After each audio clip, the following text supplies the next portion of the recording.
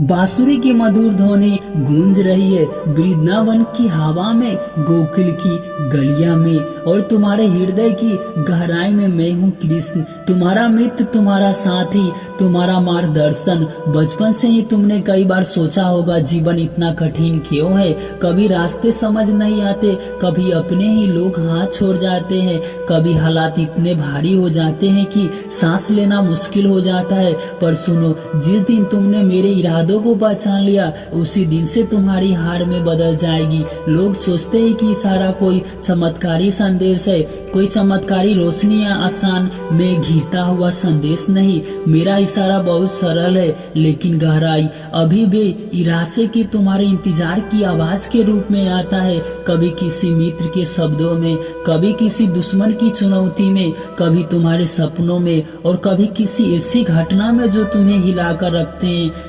महाभारत के युद्ध में अर्जुन मेरे सामने खड़ा था, उसका अंडवान, उसकी आंखों में आंसू थे। उसने कहा, माधव, मैं ये युद्ध नहीं लड़ सकता, अपने ही लोगों पर बाण कैसे चला सकता हूँ। बस मैंने केवल एक इशारा दिया, अर्जुन उठो। तुम्हारा जन्म केवल आराम करने के लिए नहीं हुआ, तुम्हारा जन्म धर्म की रक्षा करने के लिए हुआ है, तुम्हारा जन्म अपने कर्तव्य निभाने के लिए हुआ है। उस दिन से जब अर्जुन ने मेरे इशारे को समझ लिया, उसकी जीत पक्की हो गई, क्योंकि असली जीत मनुष्य चलाने में नहीं थी, असली जीत उसके भीतर के डर को हराने में थी। आज मैं तुम्हें कह रहा हूँ, तुम्हारे जीवन में ऐसे मोड़ आने वाले हैं जहाँ तुम्हें लोग लगेगा कि सब खत्म हो गया है, पर ध्यान रखना, वही मोड़ मेरे इशारे का समय होगा जब लोग तुम्हें धोखा देंगे। समझ लेना कि मैं तुम्हें नए रिश्तों की ओर ले जा रहा हूँ। जब तुम्हारे रास्ता रुक जाएंगे, समझ लेना कि मैं तुम्हें नए मार्ग दिलाना चाहता हूँ।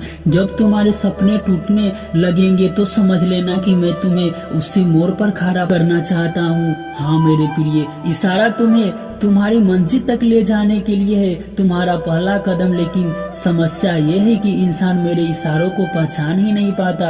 वो रोता है, शिकायत करता है, दूसरे को दोष देता है, पर वो रुक कर ये नहीं सोचता कि क्या ये घटना, ये दर्द, ये चुनौती कृष्ण का इशारा हो सकता है। जैसे ही तुम ये समझोगे, तुम्हारी जीत शुरू हो जाएगी। मैं जानता हूँ तुम्हें अक्सर लगता है कि जीवन में जो घट रहा है वो तुम्हारे खिलाफ है, पर सच ये है कि हर घटना तेरे संकेतों से बुनी हुई है। अगर तुम इसे पढ़ना सीख जाओगे तो जीवन तुम्हारे लिए एक खुली गीता बन जाएगा।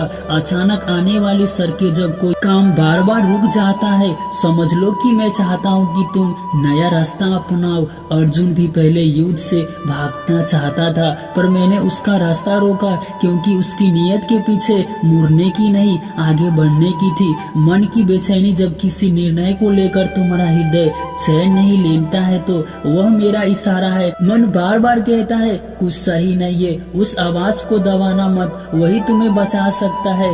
सपनों के माध्यम से कई बार तुम ऐसा सपने देखते हो। वह हार मानने ही वाला था, मैंने केवल इतना कहा, कर्म करो, फल की चिंता मत करो। यह इशारा अर्जुन के जीवन का सबसे बड़ा मोड़ था। उस दिन से उसकी सृष्टि बदल गई, जो अपने रिश्तों, डर के ऊपर उठकर धर्म के मार्ग पर चल पड़ा, और जब उसका मन स्थिर हुआ तभी उसकी जीत सुनिश्चित हुई। अगर तुम्हें बार बार सफलता मिल रही है तो ये संकेत है कि तुम गलत दिशा में हो। अगर कोई रिश्ता टूट रहा है तो ये संकेत है कि तुम्हें विष से मिलाकर अमृत की ओर ले जा रहा है। अगर कोई अवसर खो गया है तो ये संकेत है कि तुम्हारे लिए सबसे बड़ी अवसर ला रहा है। समझो, तुम्हारी हर हार, हर असली हार नहीं, वो सिर्फ मेरा इशारा है, ताकि तुम और बड़ी जीत की ओर बढ़ो। जीत की पहली शर्त सुनो, जिस दिन तुमने शिकायत करना छोड़ दिया और हर परिस्थिति में ये सोचना शुरू कर दिया, ये शायद कृष्ण का इशारा है। ये उस दिन से तुम्हारी सोच बदल जाएगी, और जब सोच बदल जाएगी तो किस्मत भी बदल जाएगा।